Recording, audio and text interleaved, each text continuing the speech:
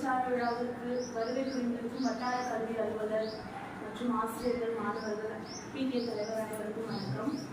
இன்று பிரிவு உபச்சார விழா.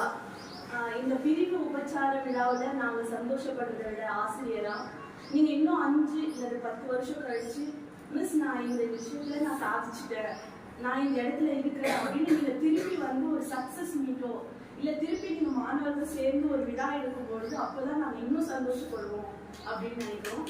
ஒவ்வொரு ஆசிரியரும் ஒவ்வொரு விஷயத்த வந்து திரும்ப திரும்ப சொல்றாங்க, ஒழுக்கம் ஒழுக்கம் ஒழுக்கம். நம்ம படிக்கிற விஷயம் அப்படிங்கிறது 0, ஒழுக்கங்கிறது 1.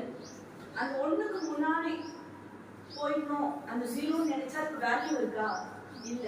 அந்த 1க்கு பின்னாடி 0 போட்டாதான் அதனுடைய வேல்யூ ஏறிட்டே போகும். நீ ஒவ்வொன்றும் சாதிக்கிறீங்க அப்படின்னாக்கா ஒவ்வொரு 0 அந்த ஒழுக்கத்தோட சேர்ந்து அந்த விஷயம் பின்னாடி பின்னாடி வரும்போது தான் உங்களுடைய வேல்யூ அதிகமாகும். நான் நல்லா படிக்கிறேன், நான் நல்லா சம்பாதிக்கிறேன் அப்படின்னு சொல்லிட்டு அந்த ஒழுக்கத்தை விட்டுட்டு நம்ம போகணும்னா அதால நமக்கு எந்த பயனும் இல்லை. அதனாலதான் ஆசிரியர்கள் வந்து மீண்டும் மீண்டும் ஒழுக்கத்தோட இருங்க, தவறான ஃப்ரெண்ட்ஷிப் வச்சுக்காதீங்க அப்படின்னு சொல்றோம். 8th வரையும் அப்படிங்கும்போது நீங்க குழந்தைங்க, நாங்க எல்லாத்தையும் உங்களுக்கு ஸ்பூன் ஃபீட் பண்ணுவோம். இதை படிச்சா நீ பாஸ் பண்ணுவ அப்படிதான் உங்களுக்கு டீச்சர் சொல்லி தராங்க. நீங்க 9th போகும்போது ஒண்ணு உங்களுக்கு டீச்சர் சொன்னா அதுல இருந்து நீங்க இன்னொன்னு யோசிக்கணும். இப்போ ஒரு சர்க்கஸ் எல்லாம் போயிருப்பீங்கல்ல, ஒரு யானையை வந்து அந்த ரிங் மாஸ்டர் என்ன சொல்லுவாங்க, இந்த வட்டத்துக்குள்ள நில்லு, இந்த சேர் மேல ஏறி நில்லு. அது சொல்ல சொல்ல அந்த யானை என்ன பண்ணிட்டே இருக்கும், செஞ்சுட்டே இருக்கும். ஆனா அந்த யானையோட பலம் அந்த யானைக்கு தெரியாது. அந்த குட்டி சேர் மேல உட்காருதான் அதனுடைய வேலையா? அது ரொம்ப பலம் கொண்ட ஒரு மிருகம் தான். ஆனா அது தெரியாதா? அந்த ட்ரெயினர் வந்து அப்படிதான் ட்ரெயின் பண்ணிருப்பாங்க. அந்த மாதிரி ஒரு ட்ரெயினர் வந்து நாங்க கிடையாது. நாங்க வந்து டீச்சர்ஸ். உங்களை வந்து நாங்க ட்ரெயின் பண்ணல, உங்களுக்கு நாங்க என்ன பண்றோம், டீச் பண்றோம். நாங்க ஒரு விஷயம் கத்து கொடுத்தா நீ அதுல இருந்து என்ன பண்ணணும், 10 விஷயத்த யோசிக்கணும். புரியுதா? 9th எல்லாம் வந்துட்டு உங்களுக்கு ஒவ்வொரு விஷயத்தையும் சொல்லிட்டு இருக்க மாட்டாங்க. ஒரு விஷயத்த சொன்னாங்கன்னா அதுல இருந்து நீ என்ன பண்ணணும், அடுத்தடுத்த விஷயத்த நீ யோசிச்சுட்டு உன்னுடைய சிந்தனையை நீங்க என்ன பண்ணணும், விரிவாக்கிட்டு போயிட்டே இருக்கணும். ஒரு சின்ன ஒரு எக்ஸாம்பிள் மட்டும் சொல்றேன். ஒரு 2 மனுஷங்க என்ன பண்றாங்க, ஒரு 2 ஆளுங்க ஒரு கிரவுண்ட்ல வாக்கிங் போயிட்டு இருக்காங்க. அந்த வாக்கிங் முடிச்சுட்டு வந்து நிற்கும் போது ஒருத்தர் ரொம்ப சோர்வா இருக்காரு, ஒருத்தர் மட்டும் ஜாலியா இருக்காரு. அப்ப அந்த சோர்வா இருக்கிற மனுஷன் ஜாலியா இருக்கிற மனுஷன் கேட்கறாங்க, நீயும் தானே இந்த 5 கிலோமீட்டர் நடந்த, எனக்கு மட்டும் ரொம்ப டயர்டா இருக்கு, நீ மட்டும் எப்படி சிரிச்சுட்டே இருக்கிற அப்படின்னு சொல்லும்போது அந்த ஃப்ரெஷ்ஷா இருந்த மனுஷன் சொல்லியிருக்கான், நீ என்ன பண்ண, எப்படி வாக்கிங் போனேன்னா நல்லா ஸ்ட்ரைட்டா நின்றுட்டு கையை நல்லா வீசி வீசி என்ன பண்ண, நான் நடந்துட்டே வந்தேன் அப்படின்னா, நானும் அதே மாதிரிதான் நடந்தேன். ஆனா வழியில இருந்த சில விஷயத்தையும் நான் கவனிச்சுட்டே வந்தேன்.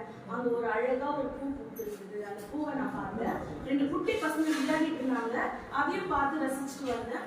அங்க தூரத்துல இருந்து எங்கேயோ ஒரு குயிலோட பாட்டு சத்தம் கேக்குது, அதெல்லாம் நான் என்ன பண்ணேன், ரசிச்சுட்டே வந்தேன். அதனால நான் வாக்கிங் போன மாதிரி எனக்கு கஷ்டமாவே இல்லை, அதனால நான் ஈஸியா வந்து கடந்து வந்துட்டேன் அப்படின்னு சொல்றாரு. அப்பதான் அந்த மனுஷன் யோசிக்கிறார், நம்மளுடைய டெஸ்டினி வந்து அந்த 2 கிலோமீட்டர்ஸ் தான். ஆனா அதை நம்ம எப்படி எடுத்துட்டு போறோம். படிப்புங்கிறது நமக்கு எல்லாருக்கும் கட்டாயம் தான். நம்ம படிப்புட்டு ஓட முடியுமா?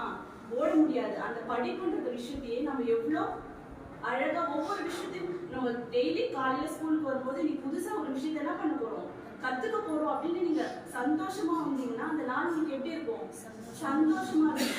படிப்பை வந்து நம்ம எப்பவுமே என்ன பண்ணக்கூடாது, கஷ்டப்பட்டு படிக்கவே கூடாது. நம்ம அதை இஷ்டப்பட்டு படிக்கும் போது நம்ம நிறைய விஷயத்த கத்துப்போம். கனவு ஆசிரியர் விருது வாங்கிய எங்க இங்கிலீஷ் டீச்சருக்கு வாழ்த்துக்கள். அவங்கள பார்க்கும்போதெல்லாம் எனக்கு எங்க மிஸ்ஸை பார்க்குற மாதிரியே ஒரு ஃபீல் இருக்கும். நான் ஃபர்ஸ்ட் இந்த ஸ்கூலுக்கு வரும்பொழுது எனக்கு அப்படிதான் ஒரு ஃபீல். ஏன்னா எங்க டீச்சர்ஸ் ஆல்மோஸ்ட் எல்லாருமே அப்படிதான் இருப்பாங்க. நம்ம ஸ்கூலுக்கு நான் சொல்றேன்னா ஒரு லக்கி சாம் தான் இங்கிலீஷ் மேம் அப்படின்னு சொல்லுவேன். நிறைய விஷயத்த அவங்க உங்களுக்கு சொல்லி கொடுத்துருப்பாங்க.